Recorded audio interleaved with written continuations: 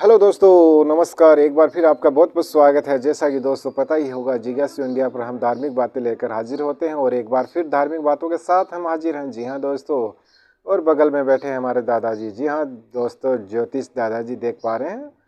और पूछते हैं दादाजी आज किस विषय में बात करने वाले हैं। इसका अंदाज़ा आज मुझे भी पता नहीं है किसके बारे में बात करने वाले हैं। तो वीडियो को करते हैं शुरू और जानेंगे किस विषय के बारे में बात करने वाले हैं दादाजी। तो माइक दादाजी की ओर तरफ करने का प्रयास करते हैं। और दोस्तों आपको बता दें, थोड़ा कम सुनाई की वजह से हमको तेज़ बोलना पड़ता है दादाजी के पास। तो करते हैं बात को शुरू। राम राम दादाजी। राम राम। और कैसे हो? ठीक है। क्या सुनाने वाले हो आज? आज क्योंकि लोगों को ज़्यादा परेशानी रहती है, कोई आदमी को तकलीफ हो जाती है, कोई बीमारी आ जाती है, कोई परेशानी आती है। तो कोई सोचता मेरा दिन खराब है कि मैं कैसे चल रहा हूँ, मेरे पास कुछ बचता नहीं, मेरा नुकसान क्यों हो रहा है, क्या बात है। कई बार मैं गिर भी गया, एक्सीडेंट हो गया, कई ऐसे चक्कर चलते हैं। तो आज मैं उन राशि के बारे में आपको बता देता हूँ, कितनी राशि में आदमी को किस प्रकार से रहना चाहिए और उसको कैसे इस्तेमाल करना चाहिए। तो 12 राशियों का वर्णन करूँगा मैं, उसमें से आपको फ़ायदा भी होगा, उसमें उसको आप सारा ध्यान से सुनने की कृपा करें। तो दोस्तों जैसा कि दादाजी ने बताया कि आप सुनेंगे आज राशि के ऊपर ये वीडियो, तो कृपया अपनी राशि का मिलान कर लीजिएगा। दादाजी बताने वाले हैं, जिस जिसका नाम होता है उसी के अनुसार जो राशि बताने वाले हैं दादाजी। तो कृपया थोड़ा ध्यान से सुनिएगा। तो सबसे पहली बात यह है कि मेष राशि होती है। पहली राशि जो मेष राशि है, मेष राशि के अंदर जितने भी लोग हैं, आप लोग पेपर में पढ़ते रहते हैं, मेष अपनी अपनी राशियाँ लोग देखते हैं रोजाना। लेकिन मेष राशि है जिसका स्वामी, उस राशि का जो मालिक है वो मंगल है।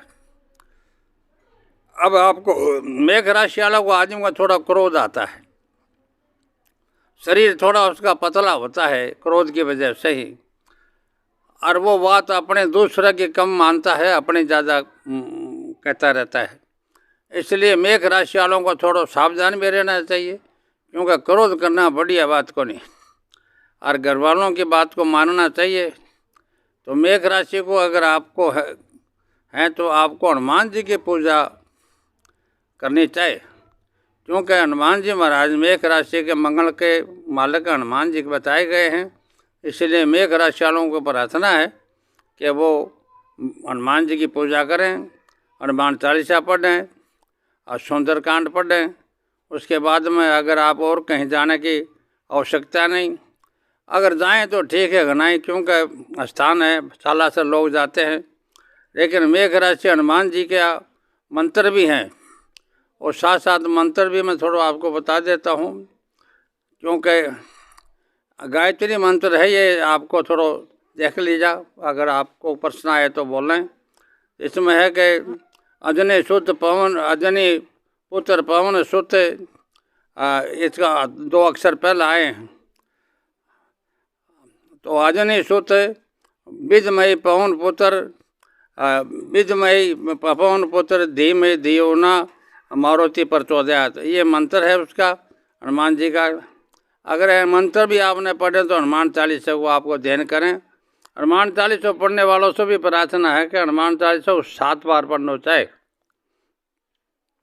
आखिरी में लिखा कि 7 बार पाठ करे सोही, और छुट्टे ही बद्दी मास को होई, जो ही पढ़े हनुमान चालीसा होई सीधी साकी गोरीशा, तुलसी सा सदा हरि चेरा कीजे नाथ हृदय में डेरा, पवन तनक संकट हरण मंगल मूर्ति रूप, राम लखन सीता सहित हृदय बसा सर्वरूप। तो ये हनुमान जी महाराज को 7 बार पाठ करना चाहिए। ये 7 टाइम कैसे कैसे पढ़ना चाहिए हनुमान चालीसा को बताएंगे जरा? हनुमान चालीसा को ये है कि दिन निकलने से बाद में, क्योंकि हनुमान जी 6-7 बजे 8 बजे तक हनुमान जी राम जी के सेवा में रहते हैं। जो लोग जिसका टाइम बता रहे हो एक ही साथ पढ़ सकते हैं या उनका भी पूरे दिन में पढ़ सकते हैं उनका? एक साथ 7 बार एक बार पढ़ सकते हैं। अच्छा, एक ही बार 7 बार पढ़ सकते हैं। दूसरी बात है कि शाम को सुंदरकांड पढ़ना चाहिए, रोजी ने पढ़ा तो बहुत अच्छा, लेकिन रोजाना न पढ़े तो मंगलवार को और शनिवार को जरूरी पढ़ना चाहिए, राम नवमी को पढ़ना चाहिए। अच्छा ये बताओ, जिसको सुबह टाइम नहीं मिलता वो शाम को कर सकता है पाठ? हनुमान चालीसा तो दोनों टाइम पढ़ सकता है, सुंदरकांड भी तो पढ़ सकता है और हनुमान बाहु भी है। तो कई चीज़ हनुमान जी के, लेकिन ये दो चीज़ ठीक हैं क्योंकि सुंदरकांड रामायण को है। अच्छा, जो भाई अनपढ़ है वो उसको पढ़ा नहीं जाता, वो क्या करे? वो राम का भजन करें, राम का भजन करने से हनुमान जी बहुत खुश होते हैं।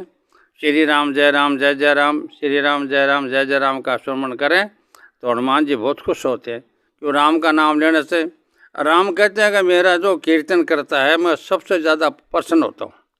तो राम जी का कीर्तन करना चाहिए, तो उससे जो आप हनुमान जी भी खुश रहेंगे और राम जी भी खुश रहेंगे। अच्छा, जिसको भजन भी नहीं आता है, किताब पढ़ना भी नहीं आता है, केवल मोबाइल से गाने सुने तभी भी खुश होते हैं?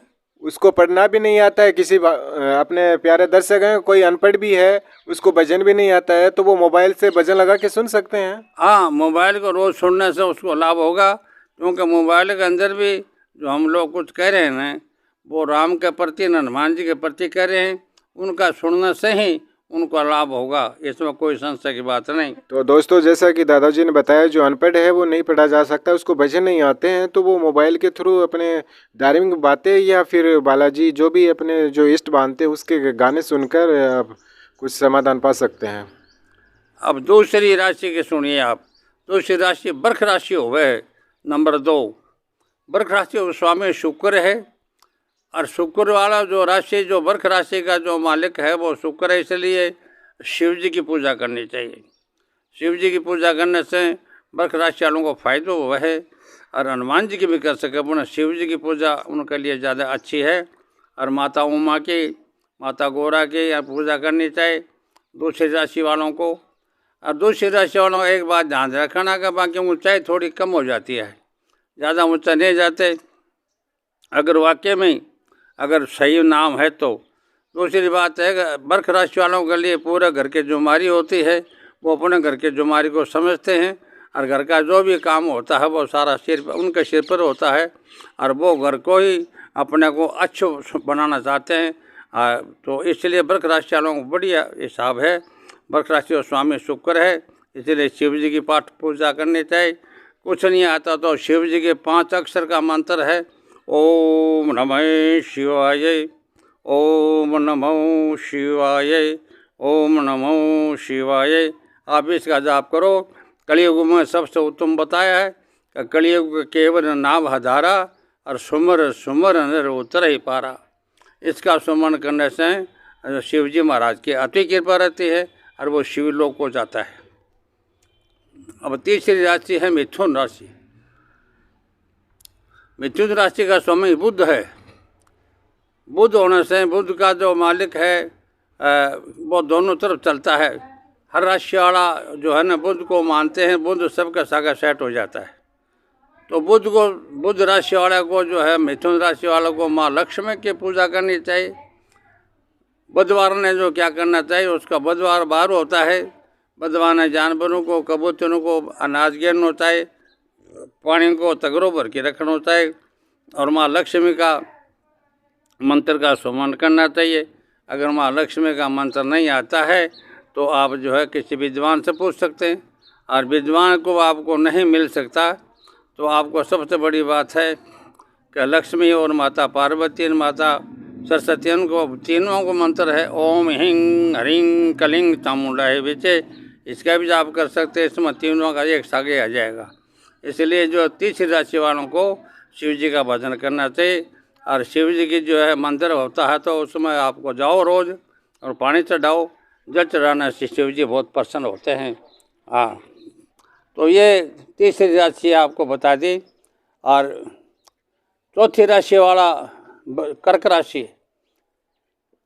कर्क राशि का स्वामी चंद्रमा है, और चंद्रमा को मानने वाले को चंद्रमा शिव जी के मस्तक के अंदर विराजमान है। आपने देखा होगा शिव जी की फोटो में चंद्रमा लगा हुआ है। तो क्योंकि जब शिव जी पैदा हुए थे तो उस समय माता दुर्गा ने पैदा करे शिव जी को, इसलिए वो चंद्रमा उसी समय से उनके पैदाशी ही चंद्रमा उनके मस्तक में विराजमान है। इसलिए शिव जी को, कर्क राशि वालों को शिव जी को मानना चाहिए और चंद्रमा को मानना चाहिए, पुण्य को व्रत करना चाहिए, 14 को या पुण्य को व्रत करना चाहिए। उस समय जो है कर्क राशि वालों को फायदा रहता है। कर्क राशि वाला केकड़ा होता है और वो जो है बड़ा मस्त रहते हैं लोग। उनकी ऊंचाई लंबाई बढ़िया होती है और सुंदर भी होते हैं। इसलिए कर्क राशि वालों को कई अच्छे बात है, उनको सफ़ेद चीज़ से लाभ रहता है और तो उसको सफ़ेद चीज़ का पहनना चाहिए और वस्त्र कपड़ा भी सफ़ेद होना चाहिए। ऐसे ही वृष राशि वालों को भी सफ़ेद कपड़ा सूट करता है। आगे जो है सिंह राशि आ जाती है, तो सिंह राशि का स्वामी सूर्य है। तो सिंह राशि वालों को आदमी जो अष्टपुष्ट होता है, क्रोधी भी होता है और थोड़ी उसके अंदर वो है अपनी बात दूसरे को कम कहता है, अपनी बात को छिपा के रखने की कोशिश करता है। सिंह राशि का आजकल जो है 11-12 महीना से समय अच्छा कौन चल रही हो, इसलिए जो है थोड़ा खराब है समय सिंह राशि वाला को। ठीक अप्रैल के आधे अप्रैल के बाद अगले महीने में जो है सिंह राशि का दिन बढ़िया आ जाएगा, तो वह 39 महीना तक बढ़िया रहेगा। सिंह राशि वालों को फायदे रहेगो, कोई कार्य करें तो बढ़िया रहेगो और बिजनेस करेंगे तो बढ़िया रहेगो। इसी दौरान में नौकरी वगैरह भी मिल सकती है, फ़ायदा हो सकता है। और दूसरा ये है कि अगर आपको ये पढ़ना होशियार है, आपको ये मन में विचार है कि मैं नौकरी करना चाहता हूँ, मेरे को नौकरी मिलनी चाहिए, तो आप मेरे से संपर्क कर सकते हैं। जो नौकरी की लाइन होती है हाथ में, तो उस नौकरी की लाइन को देख के मैं आपको बता सकता हूँ कि आप नौकरी कर सकते हैं या नहीं कर सकते, ऐसा है। तो इसके लिए जो है आपको अगर कोई ऐसी बात हो तो आप मिल सकते हैं। दूसरी बात, आपके घर में ईड़ा पीड़ा है कोई और आप मतलब परेशान हैं, तो इसके लिए भी उपाय हम लोग बताते रहते हैं, क्योंकि हम लोग हवन के द्वारा अगले को हवन कर देते हैं तो उसमें फ़ायदा हो जाए। इसलिए हवन कराने से घर में सुख शांति की प्राप्ति होती है। अगर आपको डॉक्टर की दवाई नहीं लग रही है तो आपने भगवान का सहारा लेना पड़ेगा। और किस वजह से आपका यहाँ परेशानी है, या तो वास्तु का दोष है, आपके घर में मकान आपका अच्छा नहीं बन रहा है, कोई ख़राब है, और यह जो है आपके बच्चों का जब जन्म हुआ है उस समय उनकी जो ग्रह है वह चाल खराब होगी। यह मतलब है कि आदमी के अंदर विचार है ना वो बचपन से होता है, तो वो बचपन से ठीक नहीं होगा, तो इसलिए घर में झगड़ा प्रसाद भी हो सकता है। लेकिन आप लोग अगर शांति चाहें तो संपर्क करने से आपको लाभ होगा। धन्यवाद। आगे है कन्या